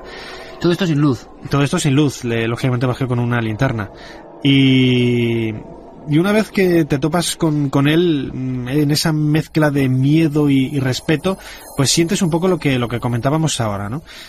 Mucha comprensión y mucho respeto, porque en definitiva estás delante de una persona que ha fallecido y ha vivido hace miles de años, que ha tenido una vida como la nuestra, que lo vemos ahora en el paso del tiempo como un paso fugaz, ¿no? Sucedió hace tantos siglos que apenas podemos tener memoria de ello, pero que vivió sus 30, 40, 50 años y que a lo largo de ese tiempo tuvo la oportunidad de poder desarrollar un montón de actividades, de conocer gente, tener familia, etcétera, un micromundo dentro de esa persona. Y quizás son ese tipo de detalles los que más llama la atención de las propias momias, porque, como decía antes, nos vemos un poco reflejados en ellas. Es el espejo de la propia muerte, ¿no? Del trasvase hacia otra existencia, si es que la hay. Por cierto, Nacho, esas pinturas y esa especie de escenografía tan rara que rodea algunas momias también ha sido muy preguntada por los siguientes de Milenio 3. Hay algunas tumbas especialmente que tienen una especie de escenario infernal, de monstruos absolutamente desconocidos para nosotros, que yo también recuerdo en Egipto verme muy impresionado, ¿no? Por algunas figuras sin cara, algunos incluso troncos humanos, ¿no? Que estaban sin piernas, cosas desmembradas.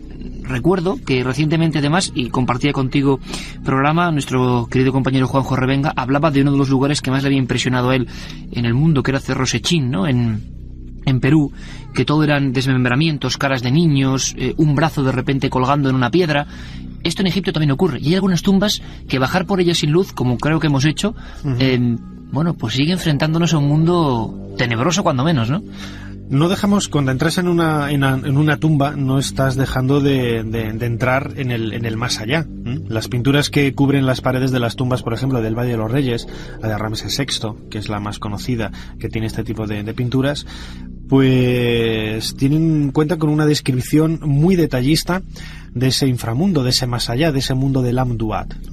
Y estas representaciones pues están relacionadas con los propios habitantes de ese inframundo, en ocasiones seres insólitos con cabeza esférica, personas que, como decías ahora, que solamente tienen dos piernas y una cabeza. Dos piernas y una cabeza. Gente desmembrada.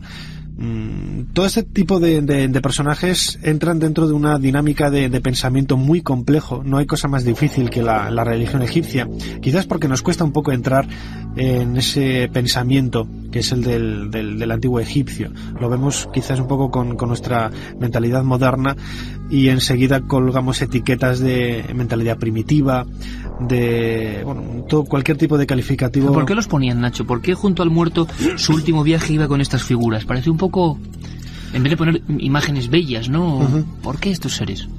Es algo típico de las tumbas del Imperio Nuevo, sobre todo de las tumbas reales, porque lo que hacen es describir todo el inframundo, es decir, ese paso, esas 12 horas de la noche que tenía que avanzar por ellas el faraón para volver a renacer junto al sol al día siguiente, ¿no? No hay que olvidar que el faraón en esta época estaba identificado con el disco solar, con Ra, y ambos tenían que hacer ese recorrido nocturno e ir superando todas esas pruebas que le iba proponiendo la serpiente Apophis, el elemento maligno, ese diablo de la mentalidad del antiguo Egipto, y poco a poco ir superando todos los escollos, luchar en pequeñas batallas, pasar por puertas que estaban cuidadas por estos personajes tan insólitos y tan siniestros, recitar una serie de fórmulas que aparecen escritas en las paredes, en los textos, en los papiros, como una especie de, hoy lo veríamos como una especie de juego de rol, de un juego de internet, de estos donde te vas adentrando y vas descubriendo fases, etapas diferentes, y que tiene como resolución final el nacimiento a una nueva a una nueva vida, a un nuevo día, junto con el sol, ¿no? Yo creo que los oyentes de este programa especial que acompaña el libro La Historia Perdida se están quedando sorprendidos por la cantidad de historias, y os aseguro que solo estamos, bordeando un mínimo porcentaje que se concentran. Quizá, yo creo, Nacho, que el éxito de este libro te soy sincero, es la cantidad de cosas que se cuentan, ¿no? La cantidad de preguntas que uno puede hacerse con estas escasas 250 páginas. Por cierto, hay una cosa que también es muy interesante, y es que recuperas cosas que nuestra cultura occidental del siglo XXI ha como olvidado y tenían su grandiosidad y su misterio. Por ejemplo, todo lo que tiene que ver, así como Egipto siempre fascina, siempre nos interesa, hay mucha gente que viaja a Egipto, que quiere conocer, ¿por qué otra cultura tan antigua, tan fascinante, ha sido literalmente olvidada y arrasada de nuestro código normal de conducta? Hablo de todo lo que tiene que ver con los asirios, por ejemplo, con las culturas de la antigua Mesopotamia. No sé, son mucho menos conocidas, no sé también por qué, porque su grandiosidad y su misterio, caramba, también son estremecedores, ¿no? Hombre, los sumerios incluso nacieron unos pocos siglos antes de Egipto, ¿no? Y también se los relaciona como los padres de la escritura, aunque están casi a la par que los egipcios. Pero es cierto que es una cultura que quizás por estar asentada en lo que hoy es Irak, los problemas políticos de Irak no son de ahora, sino que ya vienen desde hace décadas. Es un mundo mucho más cerrado. Egipto es un país musulmán, es de cultura islámica, pero muchísimo más abierto a Occidente. Y es cierto que cualquiera que se adentre a leer cualquier libro de la cultura sumeria, de la cultura babilonia, de la cultura asiria, de los neobabilonios, de los persas, puede encontrar historias realmente fascinantes, ¿no? Yo, por ejemplo, uno de los capítulos que dedico en este libro está centrado en el misterioso origen de la cultura sumeria, que todo el mundo habla de los sumerios, las famosísimas estatuas de Gudea, de Lagas, que se conservan tanto en el Museo del Louvre en París como en el Metropolitan de Nueva York, y que no se sabe cuál es el origen de esta civilización. Aparecen un día al sur de Irak y no tenemos mayor noticia de ellos. Las famosísimas tumbas reales de Ur, que descubrió Michael Bulley en la década de 1920, otro de los grandes hitos de la historia de la arqueología, que se había un poco ensombrecido por el descubrimiento de la tumba de Tutankamón, quizás también ese factor de mala suerte. Una tumba en donde aparecieron rastros muy claros de haberse llevado a cabo rituales en donde la gente se autosacrificaba en honor se llamó siempre tumbas reales de Ur, pero no eran tumbas pertenecientes a reyes, ¿no? Pero sí a ese noble, a ese personaje elevado para el que trabajaban. Unos tesoros realmente impresionantes que hoy podemos ver en el Museo Británico de Londres, pero que quizás por ese factor de mala suerte de haber sido descubiertos en un momento de la historia que coincidió con otro grandísimo descubrimiento, como fue el caso de la tumba de Tutankamón, pues han quedado un poco en el olvido, y yo creo que de manera injusta, ¿no? ¿Tú recuerdas que el célebre polemista, vamos a llamarlo así, de la arqueología, Erik von Däniken, con sus libros, también, aunque ya era en la última etapa y no tenía tanto éxito, se centró mucho en los grabados y figuras de algunas culturas mesopotámicas y hablaba de híbridos? Imagino que esto es la visión particular de von Däniken, pero sí es cierto que había una gran representación de demonios, de seres casi criptozoológicos, interesantísima, que tampoco conocemos bien en esa cultura, ¿no? Sí, por ejemplo, uno de los capítulos, el número 29, que titulo ¿Existen todavía los dinosaurios?, pues habla un poco de eso, ¿no? Algunas de las representaciones artísticas que han llegado hasta nosotros, por ejemplo, la famosísima puerta de Istar, que hoy se puede ver en el Museo de Berlín, que fue traída desde Babilonia, pues conserva algunos animales que cuando fue descubierta esta puerta a principios del siglo XX, pues se pensaba que eran animales mitológicos, con extrañas cabezas, con cornamentas extrañas. Creían que encajaban un poco más en lo que era la forma de pensar tan insólita de los antiguos babilonios, hasta que se encontraron efectivamente restos de estos animales, ¿no? Esto no significa que cualquier animal extraño que podamos ver en los relieves, no solamente de Babilonia, de Sumeria, sino de Egipto, de otra cultura de la antigüedad, tenga un paralelismo en en la biología real. Sin embargo, sí que nos hace pensar que tenemos que ser un poco más prudentes a la hora de interpretar todo este tipo de hallazgos. Por cierto que no me resisto, Nacho, a comentarte ya en esta recta final del programa, de este programa que acompaña este libro, un libro lleno de códigos, nunca mejor dicho, y hablamos de... ¿Qué opinas tú de esa revisión de los conceptos de la historia? ¿Qué está pasando?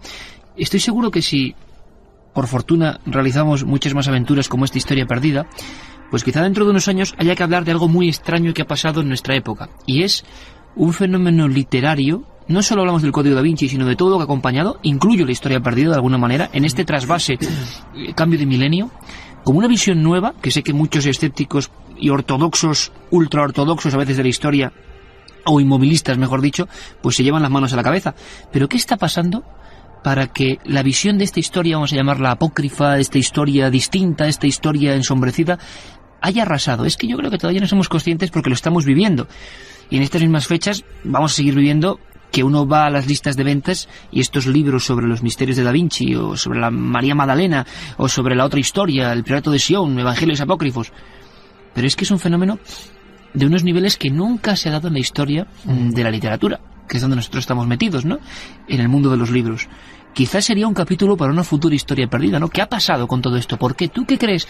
¿No crees que también hay un misterio en todo esto, repentinamente? Que podía haber sido un libro más perdido, como tantos otros. ¿Qué ha ocurrido? ¿La gente por qué ha conectado? ¿Qué ha pasado? Hombre, el libro es un medio de comunicación que yo creo que, a pesar del avance de la técnica, los libros electrónicos, internet y todo este tipo de cosas, nunca desaparecerá. El encanto de poder leer un libro en el autobús o en casa tranquilamente es algo que es un placer que no se puede cambiar por un libro en un archivo PDF, ¿no? O sea, que es una de las cosas más burdas, que es práctico en algunas ocasiones, pero un poco burdo en el trasfondo del mundo de las sensaciones, ¿no? Quizás uno de las causas que ha generado este tipo de cambio es Internet. Quizás Internet, o sea, los sistemas de comunicación han cambiado tantísimo en los últimos años que nos parece increíble que hace 10-15 años cartearse con un amigo que vivía en Sudamérica o en Estados Unidos era lo más normal. Hoy tienes un contacto diario, casi al instante, por medio del correo electrónico, lo que facilita muchísimo la rapidez del intercambio de información y la difusión de fenómenos como esto. Seguramente Dan Brown, cuando esbozaba su libro del Código da Vinci, de alguna forma gran parte de la investigación, gran parte de la elaboración de ese proyecto literario vino a través de Internet. Y quizás es una de las grandes causas de la difusión de este tipo de fenómenos. También hay que pensar que a lo largo de los años finales de los 80, ya prácticamente toca toda la década de los 90, por lo menos en España, no ha habido en los medios de comunicación una dedicación a la difusión de este tipo de fenómenos, ¿no? Hasta que aparecieron programas como el tuyo, y que han sabido aprovechar ese momento, un cambio generacional también, habría que pensarlo de alguna forma, en donde miles de personas acceden por primera vez al conocimiento de este tipo de fenómenos que nosotros conocíamos desde pequeños, pero claro, nosotros habíamos crecido un poco con los programas de Fernando Jiménez del Oso, de Antonio José Alés, etcétera, ¿no? Programas que dejaron de emitirse y dejaron de haber programas similares a lo largo de los años 80 y 90, y que hoy las nuevas tecnologías, hoy encontramos miles y miles de páginas de Internet dedicadas al mundo de la fantasmogénesis, al mundo de lo insólito, de lo extraño, de los enigmas históricos, que todos ellos son pequeños ingredientes que quizás ninguno de ellos en sí mismo puede explicar el éxito global del fenómeno, ¿no? De que se vendan tantos libros de templarios, de que la figura de Jesús de Nazaret esté tan de moda, no desde el punto de vista religioso, sino desde el punto de vista de porque además esos temas estaban ahí, Nacho, y estaban de toda la vida, o sea, y incluso sin embargo ahora mismo parece que la gente ha conectado con ellos en este momento. Estamos viendo ahora reedición de libros de templarios que son de los años 70, de los años 80, los libros de Charpentier, el Ministro de las Catedrales, libros de René Lesató, libros que estaban ahí desde hace, iba a decir decenas de años, pero es que es decenas de años, estaban desde hace 20, 30 años ahí, y que se están reviviendo ahora en gran parte gracias al fenómeno del código Da Vinci, pero también yo creo que la humanidad con el cambio de era tiene más inquietudes por el mundo que le rodea. Estamos también en no creo que estemos en un momento histórico más convulso que otros que hayamos vivido en el pasado, ¿no? Lo que sí que tenemos es más conocimiento de lo que sucede a nuestro alrededor. Y Internet, como decía antes, es una de esas claves que nos ayuda a conocer un poco mejor ese mundo que tenemos a nuestro alrededor. La historia perdida, Nacho Ares, director de la revista Arqueología. Enigmas que el tiempo y los hombres ocultaron. Menudo subtítulo. 30 episodios, 30 capítulos que merecen muchísimo la pena. Además, la idea interesante de este libro es que se puede leer paso a paso, sino eligiendo cada uno las historias que más le atraigan, aunque al final yo creo que acabará leyendo absolutamente todas.